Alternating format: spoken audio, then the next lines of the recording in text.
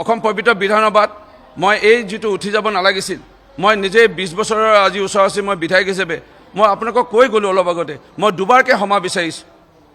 প্ৰথমতে এবাৰ ক্ষমা বিচাৰিলোঁ, দ্বিতীয়বাৰ আকৌ মই দুবাৰকৈ ক্ষমা বিচাৰিছোঁ। এই প্ৰসংগ চাগে বোধহয় বিৰোধী একো তাৰপিছত কোৱা নাই, সেইকাৰণে এই বিষয়টো আৰু শেষ হ'ল বুলি ধৰি ল'ব পাৰি। মই মানি লৈছোঁ, সেইকাৰণে মই নিজে থিয় হৈ পেলাই তাত দুবাৰকৈ মই ক্ষমা বিচৰাটো আপোনালোকে চাগে নিশ্চয় শুনা পাইছে।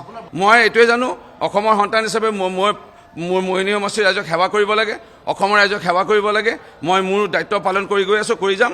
আৰু মোক যদি কোনোবা অপমান কৰিব, মই কিন্তু শুদাই নেৰোঁ।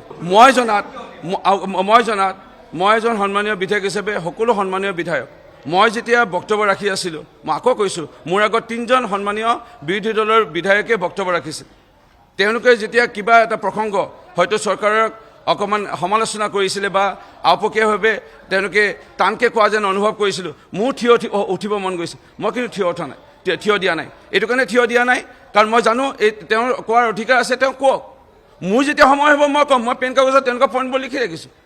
আৰু মই যেতিয়া বেলেগৰ বক্তব্যৰ মাজত বাধা নিদিওঁ, মই জনাত মোকো সমানে সন্মান কৰিব লাগে। আৰু ময়ো যদি বেলেগক সন্মান কৰোঁ, মোকো সন্মান কৰিব লাগে। মই বক্তব্য ৰাখি থকাৰ মাজত বেলেগৰ বক্তব্য বা বেলেগৰ একো টিটকাৰী বা মন্তব্য আহিব নালাগে। তেওঁলোকৰ যেতিয়া সময় হ'ব, টাৰ্ণ হ'ব, তেনেকৈ বক্তব্য ৰাখক।